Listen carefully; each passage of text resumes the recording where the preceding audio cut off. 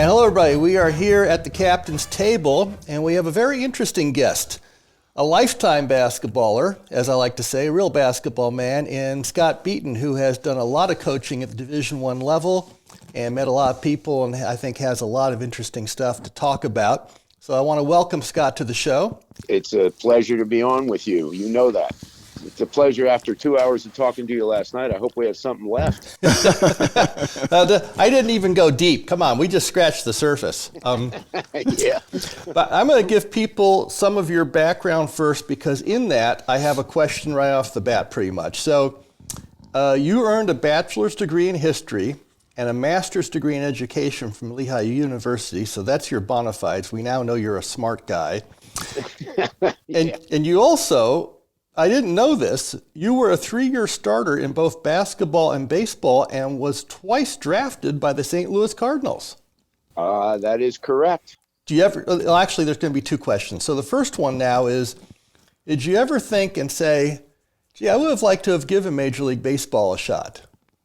Yeah, I did. And, I wish, we all wish, I guess we were born in a different era. I wish I was born maybe 20 years later. When I was playing, I was a pitcher, and when I was playing, if you started a game, you were expected to finish the game. So, with the way baseball is and has transformed into today's game with relievers, I would have loved being a reliever. Just go out there and throw gas for, an inning and go take a shower and go home. Oh, so you would have liked to have been a closer. Oh, I would have loved it. I would have absolutely loved it. Yeah, that's the craziness of the game, is that you've got the middle relievers, you've got the closers, you've got the guys that would come in for one particular batter. And so you're right. You were pretty much an Iron Man back then, right? Oh, it was. And one of my idols as a kid was, 2 of them were Hank Aaron and Warren Spahn. And people don't realize that 42 years old, Warren Spahn won 23 games. Wow. I do, but that's because I was a baseball nut at one point. Yeah. You knew that? Yes, I knew that. Through the wonder of baseball cards, I knew that as a kid. Dave, I'm even more impressed now than I was 10 minutes ago. I'm a little impressed by him as well. That was, and I want to say that might have been 1965 was maybe the year that he won 23 games. It could have been. They won. Let me see. They won the World Series in 1957, and so you might be right. I'm not sure. You might be right. I know it was in the 60s, and I know he didn't play too much past that. I think he didn't go until he was 42 or something like that. 44 maybe. I don't know. I think he did go till he was 44, and if I don't know the exact number, but I know he pitched an incredible amount of complete games. I mean, and when is the last time? Now they talk about a guy throwing a complete game. It maybe happens a half a dozen times a year. Yeah, it's a big deal now. Right. Yeah. Well, then you begin your coaching career right out of college as a grad assistant and freshman coach at Lehigh. And at that point, you hadn't coached yet. So that's quite a leap, even though you were there and you're coaching the freshmen and all that. That's responsibility. So you must have had a good relationship with your college coach. I did. Yeah, I did. And I actually started my college career. I started at the University of Pennsylvania, and I ended up transferring to Lehigh midway through my sophomore year. My grandmother got ill, and I lived right across the street from her, and they needed somebody to take care of her. So I ended up transferring back to Lehigh, which was, right next to Allentown. It's in Bethlehem, which is right next door. And I had a habit of chasing coaches away. I went to Penn because I was recruited by Jack McCluskey.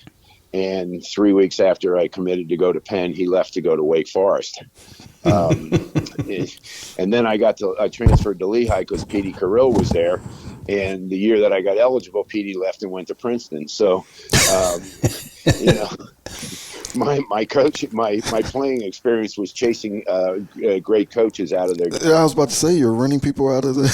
Now, by your own admission, you came up in a tough area, right? Allentown's a tough place. Very tough. Okay, so I don't need to know your record, but you probably had your share of fights growing up as a kid, besides the fact of everything else. But I would imagine because it's a working class place, blue collar and all that, there weren't a lot of kids coming out of Allentown that were qualified to go to Penn or Lehigh.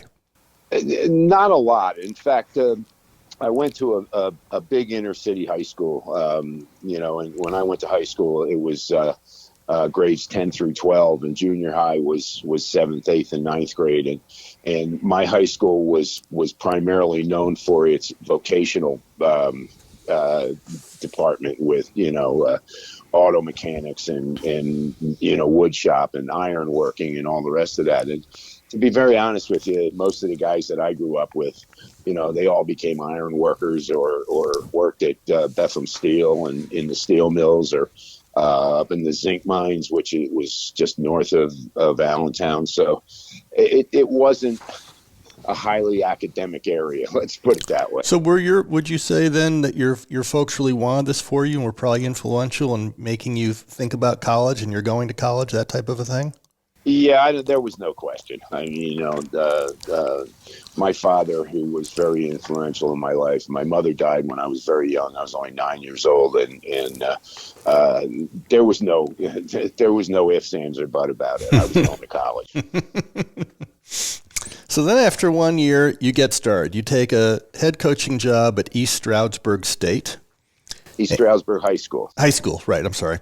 And you took that team to the state tournament, it said, 4 times in 5 years, 83 and 39. That's not too shabby. And that led you to Temple. So what was your connection to Temple? It was just kind of one of those things. During the summers, when I was at East Stroudsburg, I ran a basketball camp with one of my best friends, Larry Miller, who was just inducted into the College Basketball Hall of Fame and one of the all-time great players at Carolina. And, I got to meet a lot of people, and I got to know Bill Foster, who, later, was the coach at Rutgers and then later was at Duke and Utah and Northwestern. And Bill was very close to the legendary coach at Temple, Harry Litwack, and his successor, Don Casey, who later obviously coached in the NBA for many years. And one day I get a call, and it was Bill Foster, and he said, hey, Don Casey has a part-time assistant job. Are you interested? Yeah. What do I got to do? He said, he thinks he's made a decision, but I'm going to have him stall it and see, why don't you get down there as soon as you can? And so he called Case and Case called me, and I went down and met with him, and I got hired as the part-time assistant at Temple. And did you enjoy that experience? It was great. Casey was a great guy and a terrific basketball coach. And there was an assistant there by the name of Jay Norman, who was just a great big man coach and a legendary figure as a player at Temple, who played on the great Temple teams with Guy Rogers and Hal Lear. And it was just extremely influential in terms of just how to do things the right way. And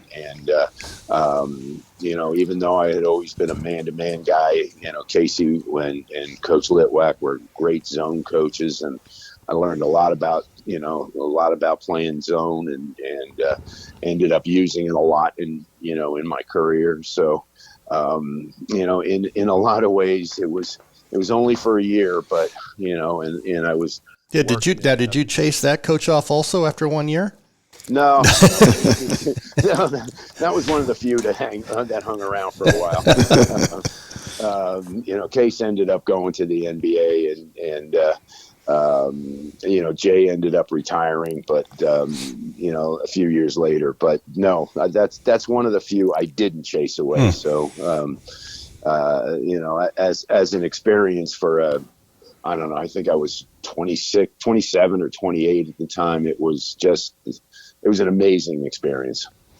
Yeah, and then you got out of Pennsylvania, went to Mainland Regional, and did very well there in 4 years.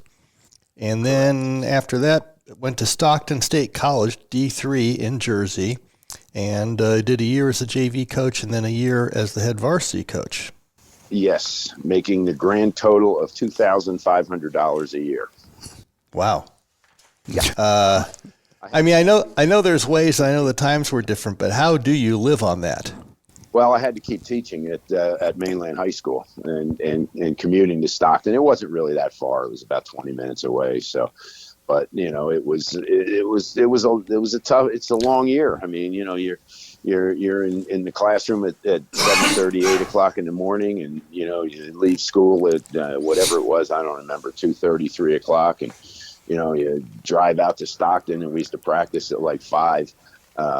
So that I could, be able to get out there and get prepared and, then be done at, maybe 7:30. So long story short, you must have still been single. No, I was not. Wow. I actually had 2 kids. Oh my God. Well, time-wise, and I don't mean this in any other way, but time-wise, then you're definitely a big overachiever, because I don't see where you would have the time to do anything. It seemed like that, but at the same time, Dave, it was an opportunity. You and I have talked about this a lot in the past. I was kind of caught in a time warp. When I started coaching, the way to move up in coaching was to become a really, really good high school coach, and then to get hired someplace as a freshman coach, because in those days, freshmen couldn't play on the varsity. So every head coach needed a really good freshman coach, because he couldn't coach him that year. He had to have somebody get him ready to, the next year. And, a few years into my high school coaching career, they eliminated freshman teams. So they eliminated a chance for, upward mobility for high school coaches. And I got caught kind of in a little bit of a time warp. I don't regret doing it. I honestly think, and this is maybe is going to sound a little bit crazy, but not to you so much, because of your background and what a great job you have done in terms of teaching kids how to play and doing things the right way. But I think that every coach before he goes to college should probably coach in high school and learn how to coach. And learn how to, learn from your mistakes, I guess, so to speak, and try not to make the same mistake again. And, I think if you, if you're, involved and you really love the coaching and you want to be a really good coach, the pressure of winning is self-imposed, I think. And I wanted to win just as much coaching in high school as I did, coaching at Penn or GW or Stockton or Cal or any of those places. So, I think making the kind of decisions that you make as a head coach in high school, that influence the outcome of a game, win or lose, I think those experiences are invaluable. I would agree with you. Hey, let's leave it there for a second. We're going to take a commercial break. We are talking with Scott Beeten. I'm not going to say you're a basketball vagabond, but you have crisscrossed the country for coaching. Long-time coach. Knows where all the bodies are buried, but I don't mean that in a bad way. So we'll be back with Scott Beeten in a moment from the Captain's Table.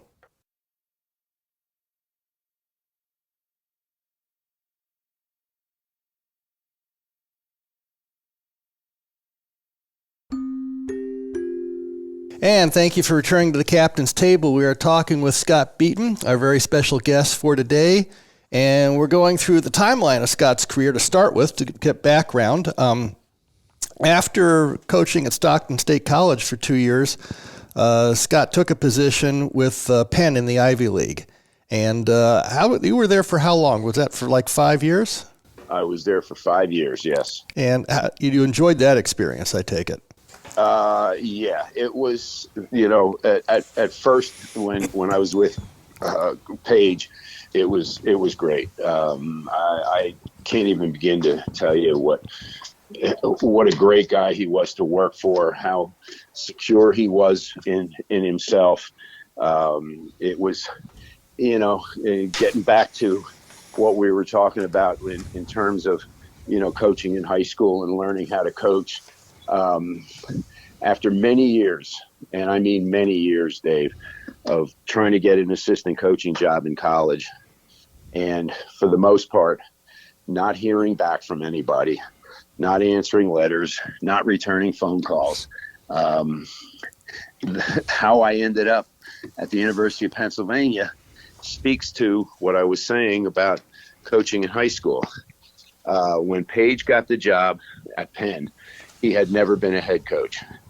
He was an assistant coach for years with Terry Holland at Virginia. In fact, he was the guy who recruited Ralph Sampson. Well, Virginia recruited my best player at Mainland High School. In those days, they could watch you practice and play as much as they wanted. And when Page got the job, he asked Terry, well, what do you think I need? He said, well, you got to get somebody who can really coach, who's got really a lot of experience being a coach. And when Page said, well, what do you think? He said, how many times do you think you watched Scott Beeten coach? 30, 40? And he said, yeah. He said, why don't you talk to him? Well, before I even knew that was going on, and I had never done this before, I saw that Page had lost his assistant coach, who became a head coach someplace else. So I called Page on the phone. I said, hey, I heard you lost your assistant coach. And he said, yeah. I said, would you be interested in me? He said, oh, yeah, absolutely. He said, when can you get up here? I said, right now. 8 o'clock tomorrow, I'll jump in the car. I was living in the Atlantic City area, and I'll jump in the car. I'll be there, whatever you want me to. He said, okay, how about 9 o'clock tomorrow? So I get up early. I put on my suit and tie. I get my resume ready. I drive up to Philadelphia. I walk into the office, and I walk in to see Page, and he looks at me. He goes, well, how come you're all dressed up? And he said, and what's that you have in your hand? I said, well, that's my resume. He said, well, this is not an interview. And I'm thinking, oh, God. and he said, no. He said, this is not an interview. I want to know if you want the job or not. And I was like stunned. I didn't know what to say.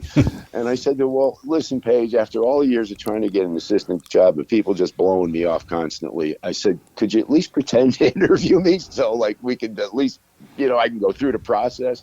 He just started to laugh, and it just started a relationship that has existed until today. I just talked to him the other day. He's retired. He's on the NIT committee, so he's going to be out here for the NIT Final Four in Las Vegas, and I'm just really looking forward to getting together with him.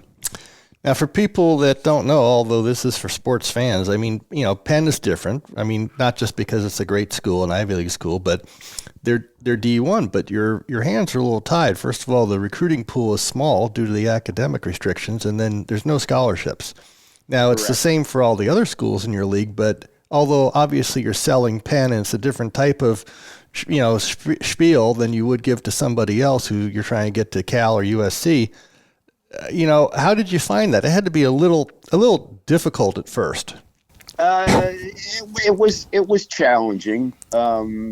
It was challenging to say the least. But Penn is very unique in the Ivy League. Penn sits in the middle of West Philadelphia. West Philadelphia is a really hard-nosed, tough neighborhood. It's not like being at Dartmouth or Cornell or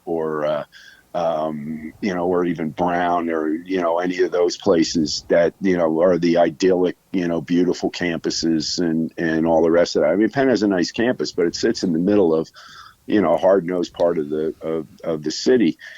And Penn, because of where it is and because of the tradition and because of what used to be the great Big Five in Philadelphia, where everybody's games were played in the Palestra, which is Penn's home arena, which was built back in, I don't know, the 1920s or 1930s, and there was double headers, and you played everybody in the Big Five, and we played a national schedule.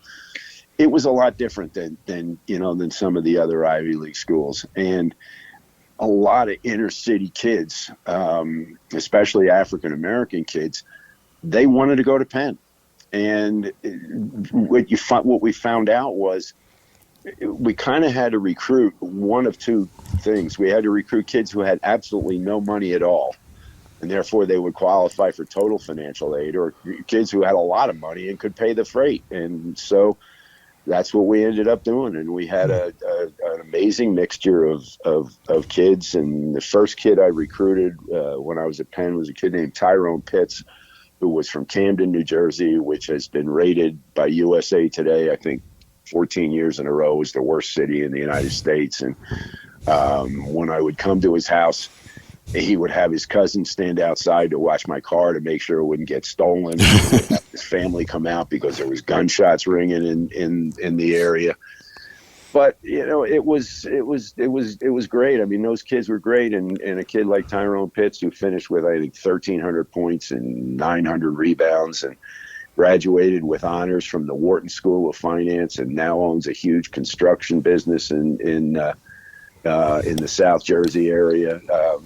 You found out that it was, because it was a special place, and because of the reputation that it had, and because of the big time basketball that we were playing, even though we were in the Ivy League, it was different, and it was unique, and it wasn't that hard to recruit to there. You guys, in essence, were like the Carolina of the Ivy League, because you had the longest standing tradition and pretty consistently dominated that league at that point in that era.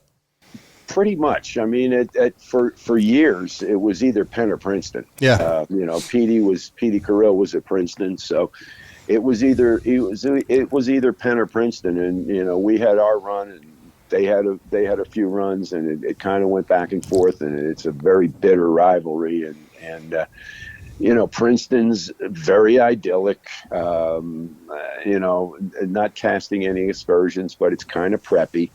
You see a lot of people walking around with orange corduroy pants and blue blazers, and Penn, Penn is Penn. Penn's in West Philly. So, it was a very unique, but a very special kind of rivalry. And two, great programs. I mean, Pete Carrill did an amazing job at Princeton, and they had great teams, and they were so hard to play against. It was, So we're building up a pattern here. Your teams are winning everywhere you go, and then you take the job for Mike Jarvis, who was Patrick Ewing's high school coach at George Washington, G-Dub, and while you're there, they made it to the NCAA tournament 3 times. And by the way, I have to say, those are the salad days, as since you've left, the program has not seemed to recover from your departure.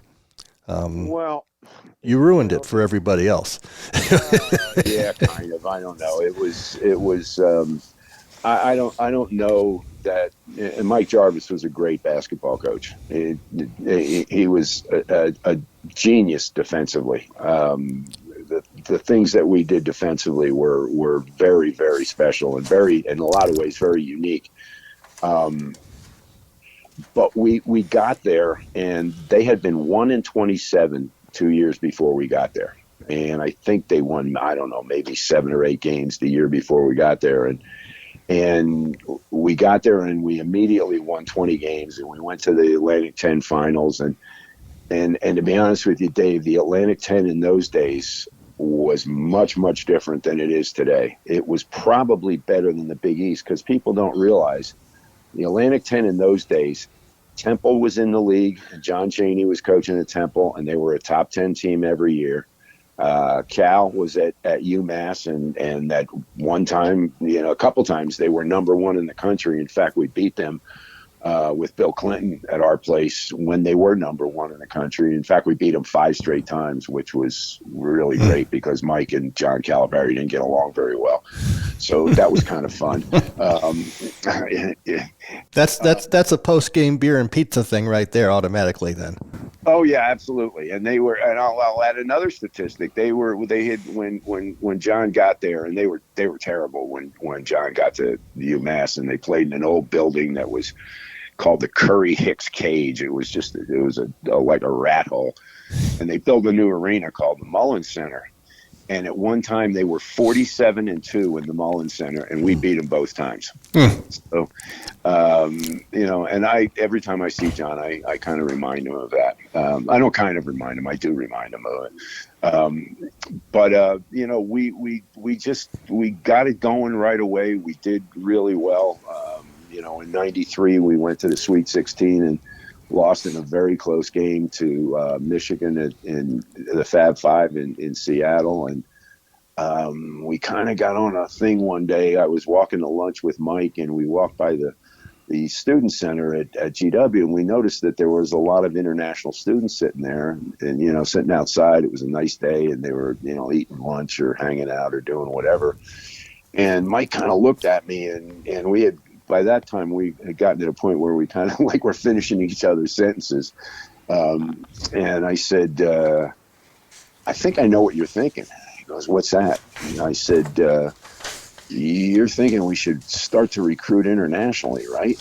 And he goes, well, we got every embassy in the world is within 3 blocks of here, and there's all these international students. It'd be a great place for international students to come. And let me interject. There weren't a lot of foreign kids playing college basketball at that time. Very few. Yeah. Very, very few. There was, I'm trying to remember how many there were. Now, this is back in, this is probably the 92, 93, something like that. And I said to Mike, I said, I got another thing I think you're thinking. I think you want me to do it, right? And he goes, yeah. I said, well, to be very honest with you, I've only been out of the country in my entire life one time, and that was to coach the Maccabi team in Israel. I said, so I have no idea what I'm doing, but I'll figure it out, and let's see what we can do. And it became, we kind of found a niche. We ended up recruiting 17 international players over the next 6-7 years, starting with Yinka Dare, God rest his soul. I remember him, the big guy. Hey, I want to cut in real quick. I'm going to read from something, and this is what this article said. You were talking to a reporter, and it says, on your first trip to Europe, you shadowed an international scout at a tournament in the Netherlands and tried to soak up as much knowledge as you could. And then you're quoted. It says, you say, he kept telling me about this big Russian kid. Actually, they said Belarusian, but I didn't even know the difference at that point. Honest to God, I was totally flying blind. And, of course, that big Belarusian kid turned out to be Alexander Kuhl. So let's talk about that first experience going overseas, trying to get the lay of the land, because it's different. It really is who you know, and are they going to lead you to the right people? And then, why should we have this kid go play in America type of a thing? The whole 9 yards. You have absolutely hit the whole routine right on that. You've hit the nail right on the head. It's kind of weird, but I had no idea what I was doing. I didn't know how to get started. And one of our other assistants, who I was really close to, a guy named Eddie Myers, who was a DC guy and had been on John Thompson's staff and had been with Mike at BU. I told him, I said, hey, Mike wants me to recruit overseas. I said, I don't even know where to start. He said, well, I got the name of a guy that I think you should call. And he gave me the name, and his name was Rob Muirs. And Rob Muirs was an international scout for the NBA, and he had his own international scouting service, which he was starting at the time that I was getting started doing it, that he wanted to sell to colleges and to the NBA. So I picked up the phone. I didn't even know how to call overseas. I ended up calling him on the phone. I told him who I was. I told him how I got his name. And I said, look, I really don't know anything about this. Can I come over and spend some time with you? And can you help me learn what I need to learn? And he said, I never forget what he said to me. He said, you're the first American college coach who didn't pretend that he invented the game. He said, "You are welcome to come over here." And there's a big international tournament in Holland. He was from Holland, right outside of Amsterdam. And he said, "Why don't you come over and spend some time, and we'll go to the tournament, and you can learn, and we'll go through it that way." And so I got on a plane. You bowled them over with the truth and your humility. Hey, we got to take a quick break. We'll pick this up after the break. We're talking with Scott Beeten at the Captain's Table.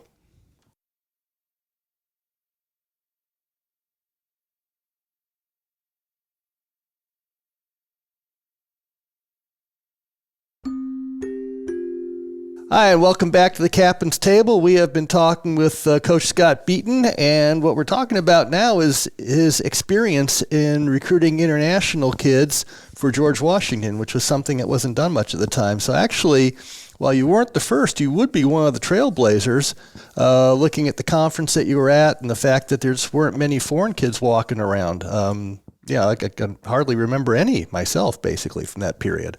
So, I agree. I don't remember too many. Yeah. So tell us in particular now about Cool, Alexander Cool. Well, I was at this tournament in Holland. It was in Eindhoven, which was about an hour from Amsterdam. I didn't even know who Rob Muirs was, so I had to go ask people, "Do you know who Rob Muirs is?" And they finally pointed him out to me, and I walked up and I introduced myself, and we sat and talked, and I asked him about a bunch of players that were playing in the tournament. It was a very, very high level, I think it was 18 and under international tournament. And every kid I asked him about, it was like, "No, you can't get him. He's already getting paid, or he's not going to leave the country. He's from Italy. They won't leave." And he said, "But there's a 7-foot kid in Belarus." Well, I mean, I'm embarrassed to say this, being a history teacher for 11 years, actually. And then after I retired, I ended up doing a favor for a friend of mine, teaching school out here. I didn't even know what Belarus was. Yeah.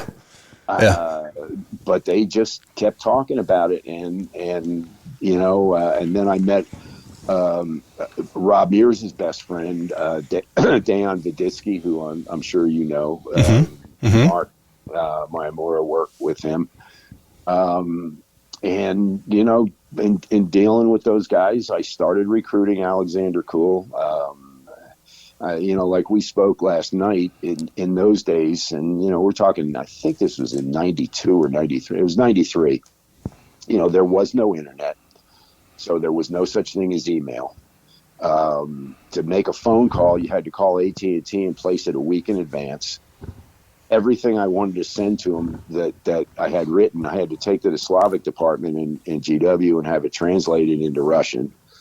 To get it to him, I had to have it sent DHL, because that was the only thing that delivered in the former Soviet Union, to a friend of Rob Muirs and Dejan Viditsky, named Stepas Karis, who was a pro coach in Lithuania. I had to have it sent to a friend of his in Šilutė, Lithuania, who owned a business, who put the package on a bus, sent it 3 hours to Šilutė. Stepas would pick it up at the bus station, put it on a fax it into Belarus, and then we had to reverse the whole process to get everything back. Holy smokes. Yeah. It was a nightmare, but I'll be honest with you, Dave. I took it as a challenge. I said, "I'm going to do this thing. I'm going to figure this out, and I'm just going to keep banging away and do this and see if we can, make this work." And obviously I had Mike's blessing, and in the middle of recruiting him, Dejan Viditsky brought an international.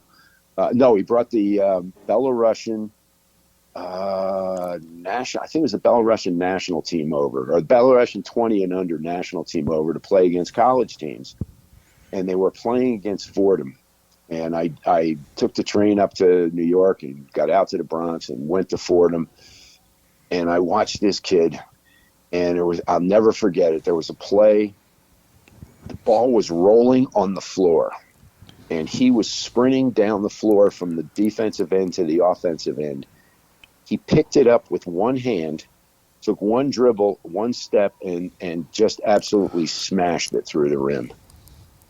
And I was sitting there with Dejan Viditsky at the time, and I said, "Wow!" I mean, all the work that I had already put in. I mean, I just intensified it. Yeah, because for people who don't know, Alexander Kuhl was 7'1", not 6'1", so that's an impressive play to run that ball down and do that.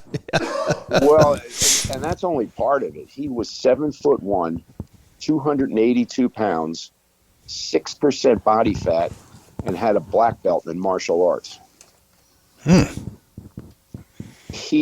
This is a God's honest true story. You know, the Russians had those old stretching routines, and they were way ahead of their times in doing that stuff. He could stand on one foot. This is a true story, and touch the net with his other foot. My God. I'm visualizing that right now. It's painful. I tell you, that's very impressive. Yeah, that's pretty impressive. At 282 pounds? Yeah.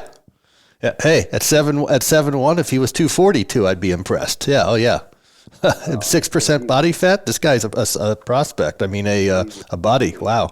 He was an absolute stud. He was a great player. I mean, now you also wound up getting Masharikov, if I'm pronouncing it right. So you like became the Belarusian specialist.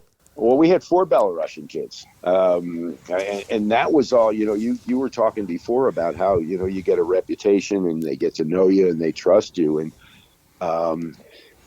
Mike Jarvis and I went over to Belarus, and we were going to do a clinic in Belarus as a thank you for helping us get Sasha Kuhl.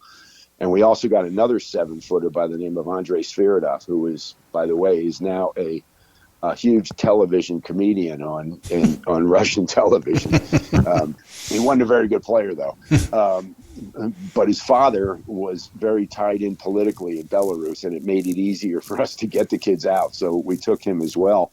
But when we got over there, their national team coach, his name was Mikhail Taitz, was in the hospital in Belarus. They were ready to amputate his leg. And they had a point guard on their team named Andrei Krivenos.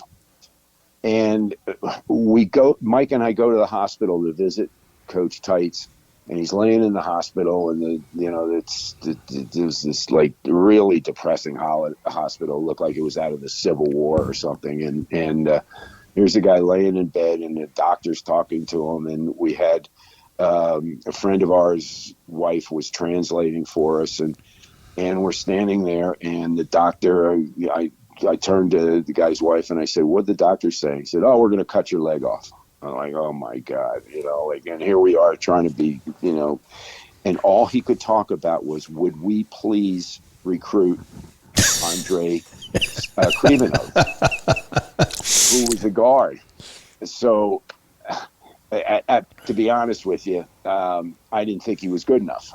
Mm-hmm. Mm-hmm. But we decided to take him anyway. And, and to make a long story short, Mikhail Taitz came over to the United States. The doctors at George Washington Hospital not only saved his life, they saved his leg as well. Andrei Krivenos came over, played for us, started for 4 years. And I'll be honest with you, Dave, he was the toughest kid I have ever coached in my life. That goes a long way. That goes a long way. He wasn't a good defender. He was a great defender. He played his first year at GW with 40-some bone chips in his elbow and never asked out. Now, you had some interesting experiences, though, actually in Belarus. And like I was telling you, and I'm serious, would you tell me you're recruiting Belarus in that era? I'm picturing you in a trench coat like the Maltese Falcon character Humphrey Bogart played, Sam Spade, and a fedora pulled down over your eyes, the collar's up on the trench coat, and you're being very careful as to what you do and who sees you out there. Because you had some interesting experiences, right? Interesting is a euphemism for scary. Okay. Yeah, I mean, I didn't have the trench coat on. I actually had a Nike sweatsuit on, but which is all part of the story. I mean, it was crazy. It's a Tuesday or Wednesday, I don't remember, and Dan Viditsky calls me on the phone. He says, "Can you get to Belarus right away?" I'm like, "What?" We were planning to go over and have a visit with Alexander Kuhl and do all the right things and everything else. He goes, "Well, Matt Doherty, who was an assistant at Kansas with Roy Williams at the time, they were recruiting Sasha Cool, and as were we. And he said, well, Matt Doherty postponed his visit. If you come over right away, you can get him right now. That's all right. I'm on a plane. I'm coming. And so, we made arrangements as fast as we could. I jumped on a plane, but I wanted to go to Holland first to talk to those guys because I had never done anything like this before. When we used to go recruit and we go to a kid's house, we'd wear a suit and tie and do it all formally and everything else. And that's how it was done back in those days. So I met with Dayon and Rob. They said, no, it's a lot different over here. He said, just, relax, go in a sweatsuit and blah, blah, blah, blah, blah. So I said, okay. And he said, and we're going to have a guy pick you up at the Vilnius airport named Stepis Carries, who later became a really close friend of mine. And so I was staying at the Marriott in Amsterdam, and they never called to wake me up. So I missed my flight. So somehow I got hooked up and I got on another flight. Now I remember making phone calls in those days it was crazy.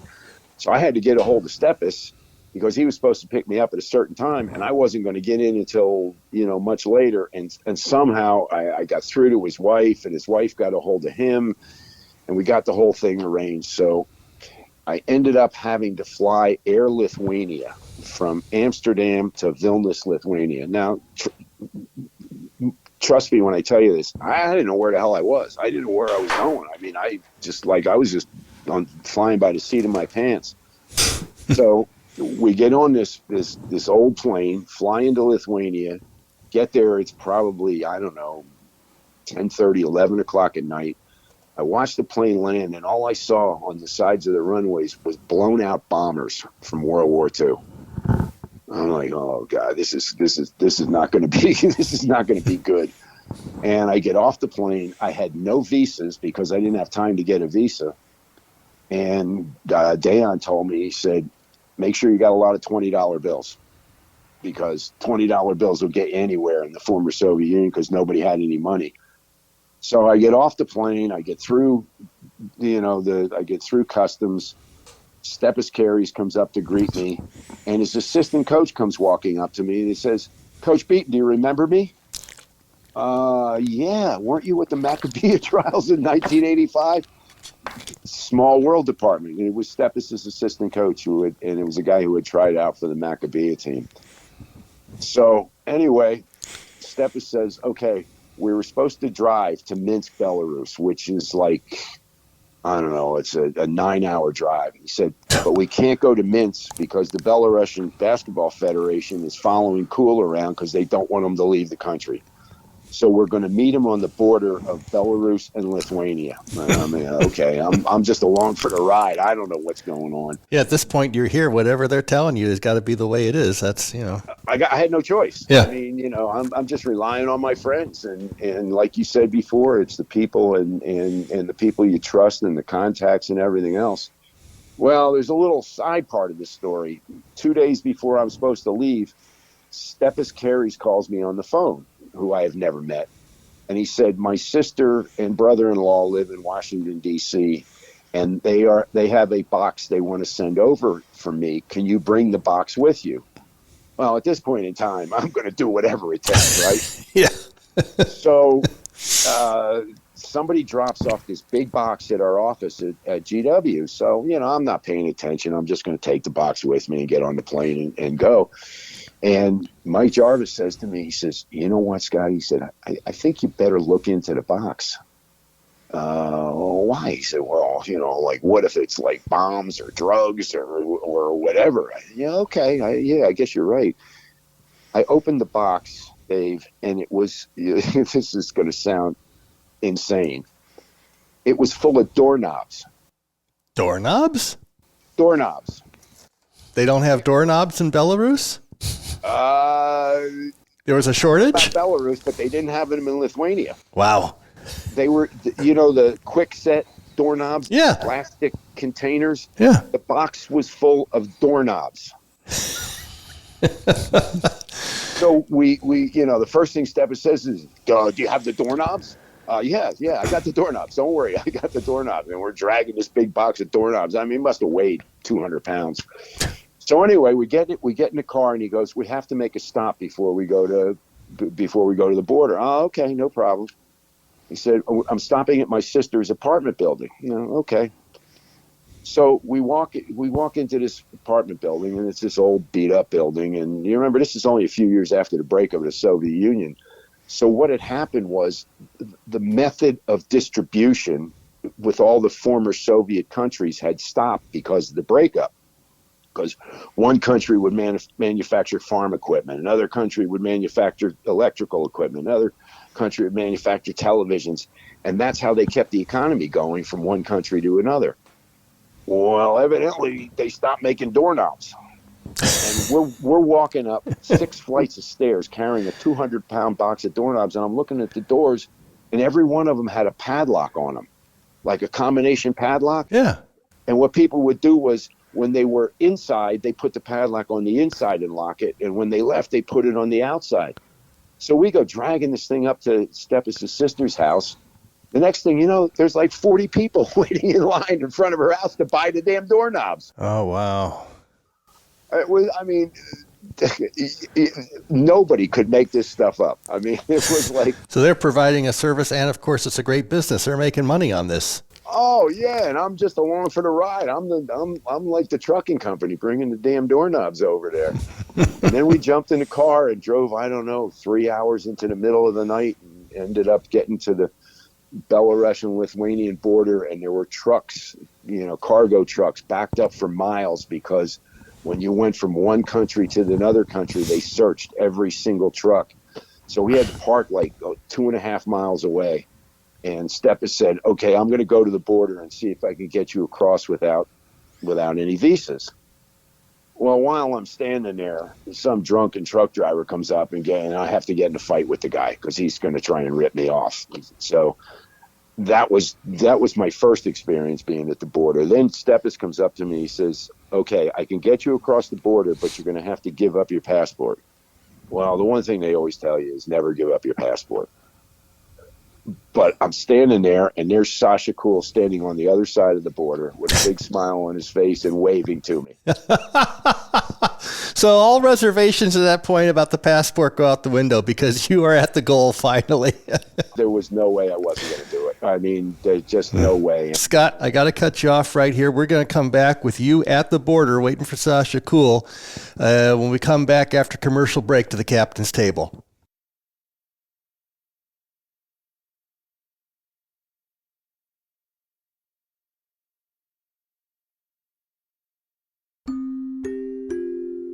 And welcome back to the captain's table. We have Scott Beeten, and when we left before the break, we were talking about the recruitment of Alexander Sasha Cool from Belarus, and Coach Beeten was on this incredible journey, and he is actually within sight of Sasha Cool at this point. So, Scott, pick it up from there. All right, I get to the border. I don't know if I had said this before, but there's Sasha's, and there was another 7-footer with her named Andrei Sviridov, who also wanted to come, who we were going to take. But I see him across the border. I'm still thinking about not giving up my passport. He's got a big smile on his face and a wave, and he was just, I could tell he was happy to see me. And I'll be honest with you, Dave, I knew at that point in time we were going to get him, but I had to get across the border, and I had to give up my passport. And I remember Dejan Viditsky telling me about the $20 bills. So I walk up, and Steppas had talked to the border guards, and this was like those old movies that you see from World War II with the logs that come down to block the border, and armed guards in green uniforms with machine guns walking around. And big heavy coats and those funny looking hats to us over the heads. Yep. Yeah. Yep, exactly. Green with like a little red trim, and it's completely dark. It's the middle of the night. I have no idea where the hell I am. And I reach in my pocket and I get a $20 bill. I take it out and I walk up to the border, and I walk up to the guy at the guard gate, and he reaches for my passport, and I held up the $20 bill, and he had a big smile on his face. And he looked at the $20 bill. Now remember, people were desperate and they were poor as hell, and everything had broken down after the Soviet Union. So I handed him my passport, and he reached for the $20 bill. And I'm thinking, if I give him the $20 bill, he has no incentive to give me back my passport. So I tore the $20 bill in half, and I gave him half of it. Smart, yeah. So that when I came back out, if he wanted that $20 bill, he gave me my passport. I gave him the other half of the 20. By the way, that's an old Allentown trick. So I can't claim that for myself.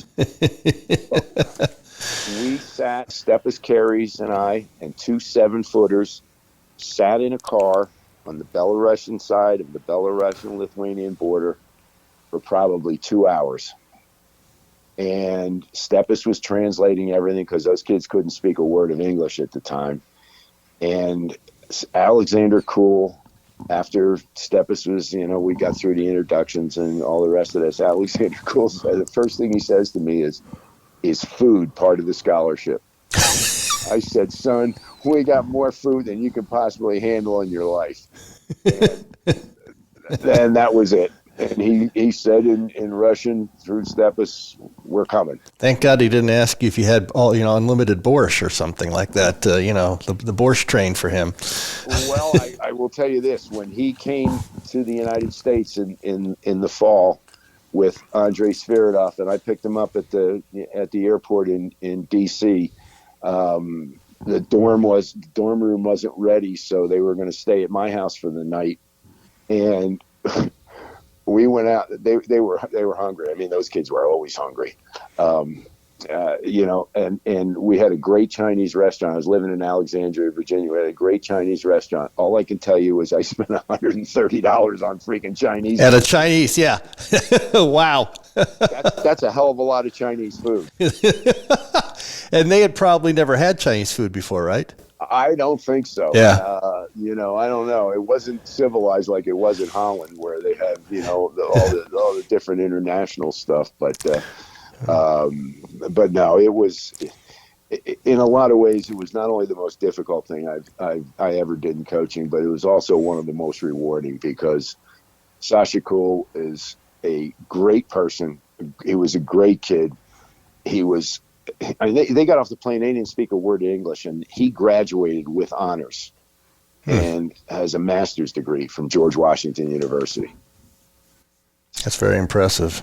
Yeah. I mean, you talk about impressive people and impressive kids, and I think I told you on the phone last night that myself and a lawyer who's a really good friend of mine in D.C. and a guy who runs a science institute who's really close to Sasha from his days playing there, we're trying to help him get a work visa to get out of Belarus and move to the United States to this day. And that's 31 years ago.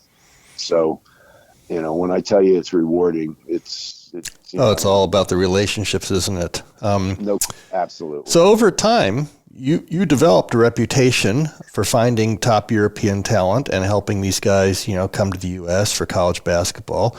And that led to an interesting tip from a European contact to go check out some blonde-haired German teenager playing for a second division club in Würzburg, I think it was. Yes, it was. And now you were at Cal at that point. Is that correct? No, I was when we first started. I was at GW. Oh, you're still at GW. Okay. I was still at GW, and I was running back and forth to Germany, and got to know Holger Geschwinder, who was Dirk's personal coach and one of his parents' best friends, who was the assistant coach of the Würzburg team in the German league, and Dirk's family, and and all the rest of that. And Mike Jarvis and I went down to Augusta to the big AAU tournament they had in Augusta, and we saw Dirk play. Holger was coaching the team, and it was just like, whoa, that boy is pretty special, and he was only about 6'7" maybe at the time, because I think he was only 15 or 16 when we first saw him. But I want to bounce back to that, because I want to say that I didn't I probably didn't remember. I must have known this, but I didn't remember that Todd, one of your sons, Scott Beeten has two sons, Chad and Todd Beeten. Todd played for Ben Braun at Eastern Michigan University. You did not know Ben Braun prior to Todd playing there? No, I did. I was supposed to be his assistant on the '89 Maccabea team. Ah, okay. And because of some other commitments, I couldn't do it. But what I did do was I ran the tryouts for him. And the tryouts were in Washington, D.C., and I ran the tryouts for him, and we got to know each other and, kind of stayed in touch. And by then by the next year I was at GW. And I think it was, I can't remember what year Todd graduated from high school. I think it was maybe 93 or. But that led to Todd winding up being recruited by Ben Braun and playing for him. Correct. Yes. And Todd was a very high level high school player. He was all Met in Washington, D.C. And, he was pretty heavily recruited, but when Ben recruited him, because Ben not only recruited him, but he recruited Todd's best friend from New Jersey, a kid named Charlie Eibler, who they played together in AAU basketball for Rich Leary. Yeah. He played for Rich Leary and Mickey Walker. They used to split their teams a lot, and it was kind of one of the reasons that Todd went there, because Ben offered both of them and they were best friends. So. He went to Eastern. And I brought that up because, of course, you joined Ben's staff in 1997 when he took the Cal job. Correct. And now you are obviously you're like a lifetime Easterner and everything. And, Cal had some players over the years, but, there was not a tradition there with Cal. So what made that intriguing to you at that point? Ooh. I mean, of course, you knew Ben. That's always good. You actually know the guy. But, you probably could have looked around and probably been somewhere in the East with somebody else you knew. So was it just like a new frontier? They haven't really done anything. We could go out there and do some great things there type of a deal? Not really. Not exactly. Okay. To be honest with you, I didn't want to go. I really did. Like you said, I'm an East Coast guy. Washington, D.C. was the furthest I've ever been away from Philadelphia. And it's like 2 hours and 15 minutes. But I was recruiting in Connecticut at the time, and Ben called me on the phone, and it was late because he got the job late. It was like, I don't know, maybe August or September, something like that. And he called me on the phone. He said, "Hey, I'm going to be offered the Cal job." And I said, "You really think that's a good job? I mean, nobody's really done that well. I mean, Lou Campanelli didn't last that long. Dick, I can't remember the guy's last name. I know who you mean. He was a tall guy. I can't think of his last name either. Blonde-haired guy. He was an assistant at Notre Dame. He didn't last very long. I said, you really think it's a good job?" He goes, "Yeah, I do, and they have a new AD, and I think he's really good, and they want to get it done, and blah, blah, blah, blah, blah, blah." I said, "Okay, well, hey, good luck." He goes, "Will you come?" And I said, "No, man, I don't. I'm not coming. I'm not moving to California. Even though I love California, I'm not going to move to California." I said, "I have a great job here with Mike. One of two things will happen. He'll leave here after all the success we've had, and he'll get a really good job, and I'll go with him, or I'll get the head coaching job here." And so no, I don't want to leave. So he called me back 2 or 3 more times, and I kept turning them down. And then he made a very serious mistake. He said, "What will it take?" Okay. Dave, I remember this is '97, so assistants, I was doing okay. I wasn't, setting the world on fire, but I was doing pretty well. And I dropped the most outrageous number I could think of on him, and he said, "Okay." And now you're stuck because you put the number out there, and he says, "Okay." And you can't say, I was just kidding. Right. I mean, honest to God, I had never been in that situation before where I was just like, okay, I just figured I'd drop an outrageous number on them. And, say, oh, no, I can't do that. That's, they can't pay you that much or whatever. Because that's kind of the way it was in those days. So now I got to go home and tell my wife we're moving to California. Then when I told her what the salary was, she was okay. And I remember because we were involved at that point, so I remember you telling me about Dirk Nowitzki and how good he was. And I got to tell you, it's not that I doubted your eye, but it wasn't like, although we had what's his name, the two Germans that did well at Washington, Christian Velp, and I can't remember the other kid's name who was actually better. But Germany was not known for basketball prospects. So I'm thinking, I'm sure he's good, but how could he be this good type of a thing? I'll tell you in 2 words. Well, besides Dirk himself, Dirk's a great kid. I mean, he's not a kid anymore, but Dirk was a great kid and a really, really, really hard worker. But the 2 words I'll tell you are Holger Geschwinder. The guy was the greatest player in German history. And he was determined. He told me this straight up to my face.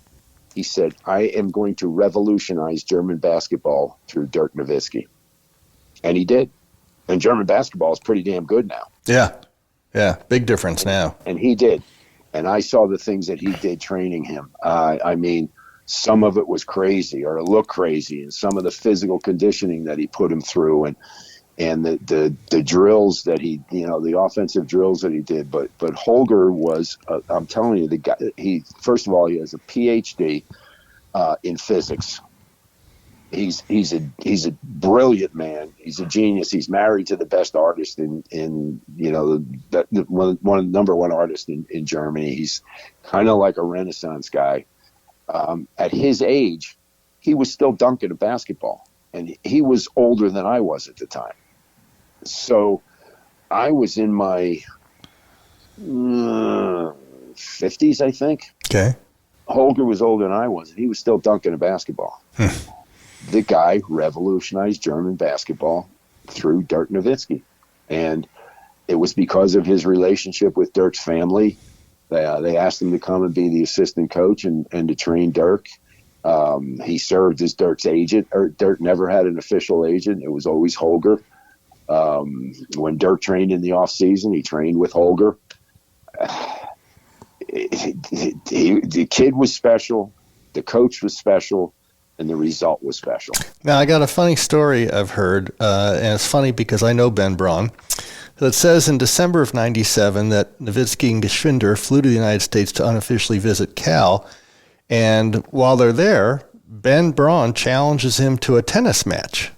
Oh, yeah. And Ben's quoted as saying, I'm a pretty good tennis player.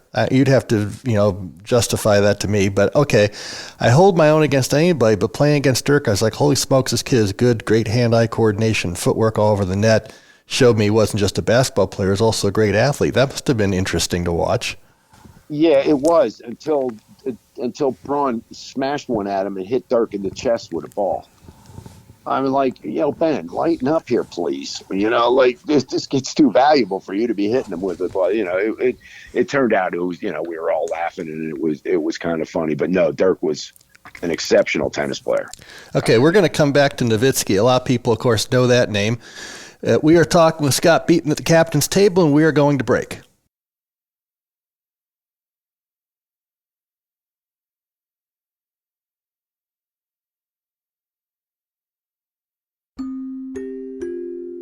And we're back with Scott Beeten on the captain's table, and we were talking about Dirk Nowitzki and on the recruiting visit, not maybe the best strategy to have the head coach play tennis with the prospect and smash a forehand into his chest. But you felt pretty good about your chances with Dirk, although at the time, talking with me, you weren't worried about the pros at that time. You were worried about Kentucky coming in and how much that would be a struggle. But it does say here in what I was reading about the whole thing is that you still had reason to believe that you would have been the top choice.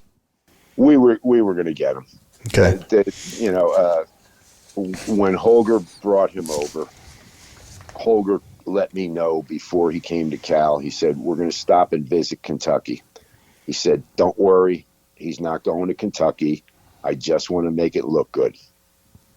And, like we were talking about before, you have these relationships, you have this trust. He said, we've already talked it over with the family. Dirk's dad and mom really like you and they trust you. And if he doesn't get drafted and if he's not in the lottery, he's going to come to Cal for a year, maybe 2 years, depending. He said, but if he's going to go in the lottery, then he's going to have to go. And I'm like, fair enough. They told us straight up. They told me everything that was going to happen. They weren't sure that he was going to go in the lottery. And then he played in the Nike Hoop Summit in Houston. And I tried like hell to get him not to play. Because I knew if he went over there and played, and he went over and played, Donnie Nelson saw him. I think he went for 40-some or something like that.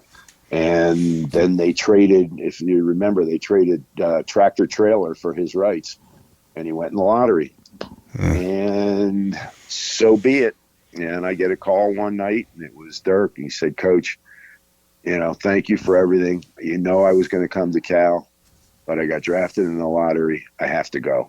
I said, I understand, man. I said, you're breaking my heart, but I do understand it. And that was all she wrote, But at the same time, dealing with those people, Holger and Dirk's parents and his sister and all the people in Würzburg, because it's a small town and everybody knows everybody. And we go out after the games and go to the neighborhood pub and eat dinner and drink beer and go to a bar that was owned by Dirk's sister's best friend and hang out all night. They were such nice people that even though I was like heartbroken, everybody told the truth all the way through. So, hey, how can you fault anybody for doing what you need to do? You know what I mean? Sometimes that just happens. The kid gets too good and the opportunity's there, and he's got to do what he's got to do. I mean, Dave, I've said it. I've said the same line 1,000 times. He got too good too fast. Yeah, because by then he wasn't that skinny 6'7" kid anymore. He was already 6'11", 7 foot, so he was there. Yeah, and I mean, kid was a machine. I mean, he was a machine, and all those moves and all that step back and all the thing he used to do off of 1 foot. That was all Holger.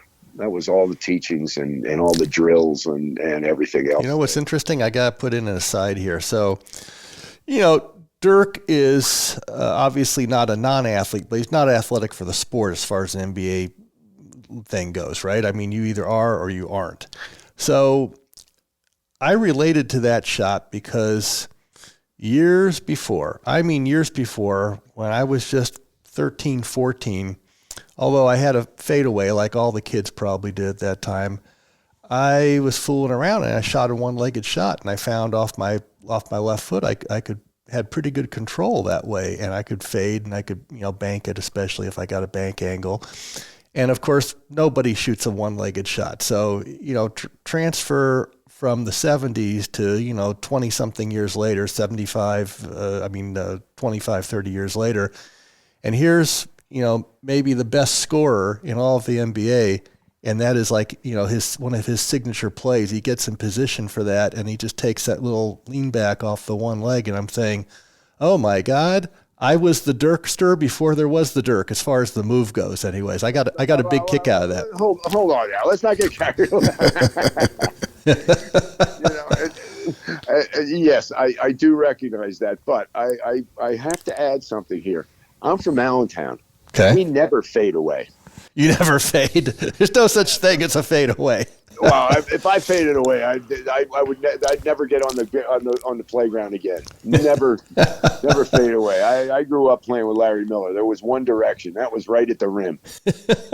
Obviously, all north-south. Well, that was the game. I was actually a driver myself. It's not that I couldn't make a shot, but I disdained taking a shot. I wanted to get past you and beat you to the rack and, go up into 2 or 3 guys and get hammered and get my foul, even though it's pickup. You're not shooting any free throws. So, yeah, that's how we played, even though I got to give you this, whether it's Allentown, New York, or any point east, it was a lot tougher out there, more physical style than we played here. But in pickup, we played a physical style, but just not like you guys played. That's for sure. Yeah, and then and include the toughest of all, Philadelphia, baby. And Washington, D.C. and Baltimore. Trust me, it's all one and the same. But no, I get it. It's you know what? It's funny that you were bringing that up, because when I first got the job at Cal, I can't remember his last name. Jeff was a sports writer. Ferrado. Yeah, Jeff Ferrado. Yeah. Great guy. Was the sports writer for the Oakland Trib and the Contra Costa County Times, which was an offshoot of the Oakland Trib and all that. And he was interviewing me. And he said, what's the difference between, you're an East Coast guy and you're a Philadelphia area guy and all the rest of that. What's the difference between, East Coast players and West Coast players? I wasn't going to say to him the East Coast kids are tough as hell and the West Coast kids are soft. Because I don't think it's true. I really don't. I mean, I think there's a few soft kids, playing back east, and there's a few soft kids playing in the West, and there's some tough kids playing in the West. And, like we talked about last night, and we've talked about probably ad nauseum about one of the reasons that I recruited Shante Leggins is I just liked the edge he had, I liked his toughness, and it wasn't physical toughness, and it wasn't that he was a great athlete. I just thought he had a tough kid's edge, know, and he's from freaking Santa Barbara, for God's sake. I mean, how much more la-la does it get than Santa Barbara? Well, that brings us to Cal, and disclaimer to our audience. So we wound up, our club team that I had wound up with a lot of kids going to Cal, but you were good before we got there because you had a couple of transfers and you had a good team that year before, and it was actually but you hit the ground running in a way, which meant in a way that next year was sort of a rebuild more than a reload. Would that be accurate? Pretty much, yeah. Yeah, that's that is pretty accurate. We had 2 really good transfers. Thomas Kilgore from Eastern Michigan and Gino Carlisle from Northwestern. And they were really good. They were the team that won the NIT. They were also the team that beat North Carolina in the Pete Newell Classic in the Oakland Coliseum. But, then, and when I got there, when I got to Cal, and I without casting any aspersions on some of the kids that were there, they didn't have any good California players. I mean, it's the flagship university of the largest state in the United States, and they had no good California players. I'll never forget what I said. I walked into Ben's office. I said, Ben, I have a friend in L.A. that's the best AAU coach I've ever seen. I said, bar none. I said, and I know some good ones. And my son played for a really good one in New Jersey, and there's a really good one in upstate New York, and there's a lot of lousy ones. But this guy is, I said, I'm going down to L.A. and I'm going to spend a week there, and I'm going to find out what's going on and who they have and where I got to go and where the players are. But we're not going to be the University of California without any good California players. And I got on the plane and came down to see you. Yeah, well, it's interesting. I mean, I'm not saying anything about how they were as coaches, but the 2 coaches that you mentioned that had been there before Ben, obviously as part of the basketball community, I had to deal with them, and so did other guys, and we felt, while it wasn't that they were not polite or nice to us, whatever, there was an arrogance there, and they kind of turned off a lot of people, and then that type of attitude sort of extended to once they got the kids, so the kids felt that. So, Yeah, Cal wasn't it certainly wasn't a destination school, but when you think about it, it should be, because a lot of kids in my experience, they want to be away from home for independence, but they won't be that far away from home. So you're an LA kid, a Southern California kid, you go to Cal, you can get home, your parents can get up there, and of course it's the Pac-10 now, the Pac-12 conference, so they can see a lot of games. And let's add something else. That's when the Pac-10 was really, really good. Yeah. Yeah, well, 10 was better than 12. I counted off the top of my head the other day. I counted, I think, 23 NBA players in the 3 years that I was at Cal. I mean, the league was so good that Jason Terry couldn't even start at Arizona until he was a senior. Oh, that's right. That is right. They had Jason Gardner, and they were Mike Bibby. Yeah, yeah. I mean, everybody had pros. Every single team in the league had pros. I mean, Washington had the big kid McCullough. Oregon had Freddie Jones and Luke Ridnour, and the other Luke, I can't remember his name. We had Francisco Elson and Sean Marks, Stanford Jacobson and Madsen and the Collins twins, and SC had Scalabrini, and Lav had Earl Watson and Baron Davis and Jerome Moiso and Dan Gadzurich and Matt Barnes, and Arizona, like, they were so good that Bibby, Jason Terry couldn't start. But you were right. You're in California. You got to get California kids, and you also had to get kids in your hometown. So, you built a great relationship with the Oakland Soldiers, which were, a very good club that was arriving as a premier type of a team. And we were loaded at the time. And then you reached out. You got Joe Shipp from Fairfax, who, of course, Shantae's so funny. Shantae made him an honorary Rockfish because we had a lot of our guys up there at the time. And, the great thing, it was a lot of fun because, of course, then they gutted out the inside of Harmon. And so you have a brand new court, and the freshman class, they're the first guys to step in there. It was like a sort of a Camelot experience at the time for everybody. Like, Cal is coming up, they're reviving. I'm sure there had to be a lot of excitement in the area. Oh, there was, and the kids that the kids that came to Cal from your program, and it's kind of strange. I mean, maybe it's not strange, but I having done things backwards and coaching high school first before I moved into college. I can honestly say that I never recruited a kid that I didn't like. And I know a lot of guys can do that. And they can coach kids that they don't like. And they can coach kids of questionable character.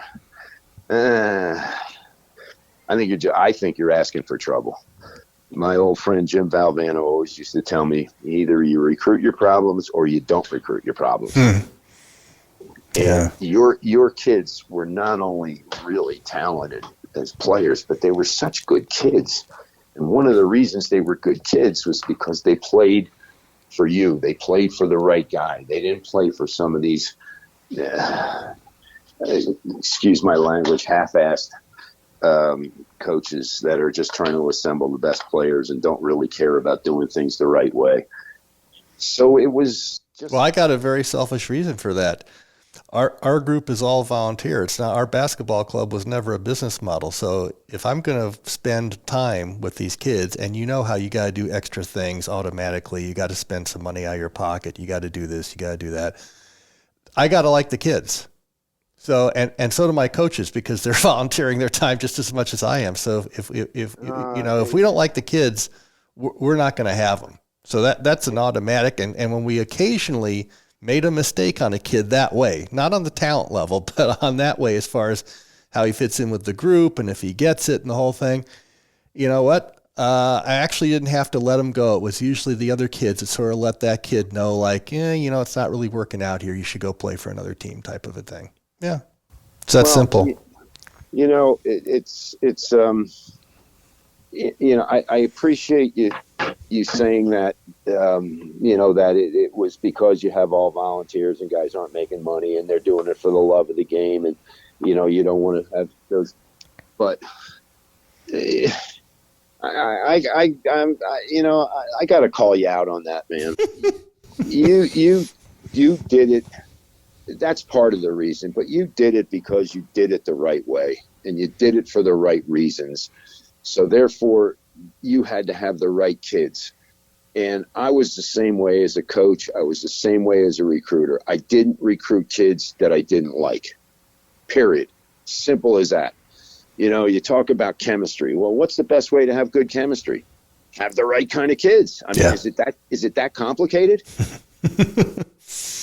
Yeah, it's not a big mystery to me or to you, but, a lot of guys taking shortcuts for various reasons. They think they've hit the mother lode with the kids, so they put up with whatever, or they're just weak, and they're not really interested in making it a good experience for all the kids and understanding all the stuff beyond basketball that feeds into that. So you're absolutely right. And I'll be honest with you. I'm very fortunate that because I was 23 years old as a head coach in high school, and I had all that experience, and I got rid of kids that didn't fit as people, the right program, and I would keep kids on some of those high school teams that weren't as good as some of the guys that we got rid of, but they fit the mold better. And I just carried that on, and so it was just the right way to do things. And it was how we were trained and how we were brought up. And the great coaches that I played for, one of whom was D-Rowe, who's God rest his soul. He just passed away at 92 last year. He's a Hall of Famer. Yeah, he is a Hall of Famer. And I was lucky enough to be able to go to prep school and play for him for 2 years and play on 2 New England championship teams for him. But he was a Dean Smith at Worcester Academy. He was a Morgan Wooten at Worcester Academy. I mean, and so that's how we were. That's all we knew. Hey, we're out of time, but I want to extend this just a hair because I got to bust your balls on one thing before we go. Please do. I don't know if you remember this, but I was talking to you one time about how you're going to love it out here because once you're out here, you're never going to go back east to the snow and the weather. And you said, Dave, are you kidding me? It's so frickin' soft out here in the West and yada, yada, yada. And in a year, we converted you.